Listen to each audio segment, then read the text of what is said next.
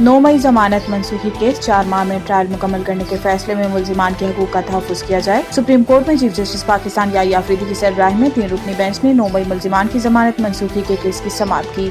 दौरान समाअत 9 मई के मुख्तलिफ मुल्जिमान के वकील लतीफ़ खोसा ने 4 माह में ट्रायल मुकम्मल करने के हुक्म पर एतराज़ करते हुए कहा कि क्या कभी ऐसा हुआ कि 4 माह में ट्रायल मुकम्मल हो। लतीफ़ खोसा के एतराज़ पर चीफ जस्टिस ने कहा कि ऐसा मत कहें। कानून रोजाना इंसदाद दहशतगर्दी अदालत में मुकदमात की समाअत का कहता है। ट्रायल मुतलका हाई कोर्ट और इंतजामी जज का मामला है। वकील लतीफ़ खोसा ने कहा कि अदालत के 4 माह के हुक्म से ट्रायल अपसेट होगा। इस पर चीफ जस्टिस ने कहा कि सुप्रीम कोर्ट ट्रायल की मॉनिटरिंग नहीं करेगी। 4 माह में ट्रायल मुकम्मल करने के फैसले में मुल्जिमान का हकूक का तहफ़्फ़ुज़ किया जाएगा।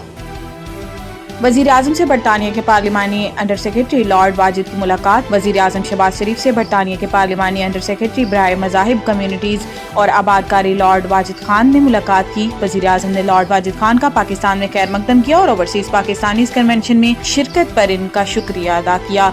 इन्होंने बरतानिया में मुकीम पाकिस्तानी कम्युनिटी के ताउन को सराहा। किंग चार्ल्स सोम के साथ साथ बरतानवी वज़ीर आज़म कियर स्टारमर के लिए भी नेक ख्वाहिशात का इजहार किया। वज़ीर आज़म ने पाकिस्तान बरतानिया के दरमियान तिजारत, सरमायाकारी, तालीम और अवामी तबादलों और दीगर शोबों में ताल्लुकात को मजीद मजबूत बनाने की पाकिस्तान की ख्वाहिश का अदा किया। शहबाज शरीफ ने पाकिस्तान और बरतानिया ताल्लुकात को फरोग देने और ताल्लुकात की नई राहें तलाश करने में लॉर्ड खान की कोशिशों को सराहा। मुलाकात में लॉर्ड वाजिद खान ने वज़ीर आज़म को अपनी हालिया सरगर्मियों और इक़दामात से आगाह किया।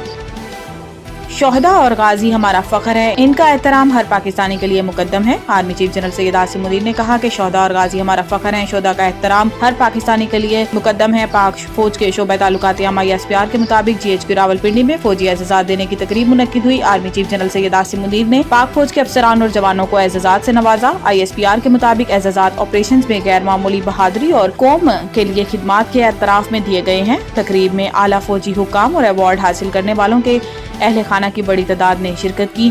तर्जुमान पाक फौज ने बताया कि तकरीब में सितारा इम्तियाज मिलिट्री और तमगा बसालत के एजाज़ात दिए गए। शोहदा के अहले खाना ने बाद मर्ग दिए जाने वाले एजाज़ात वसूल किए।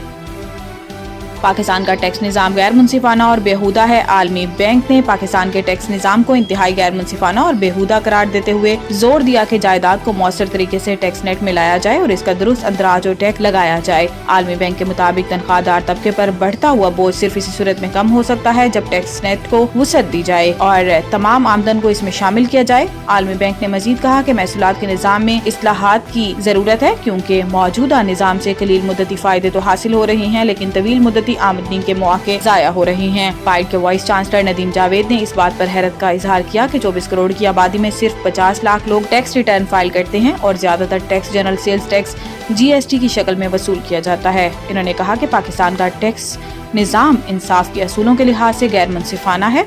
अगर मुल्क सिर्फ 50 लाख फाइलर्स के साथ चलता रहा तो इससे कोई देर पा हल मुमकिन नहीं।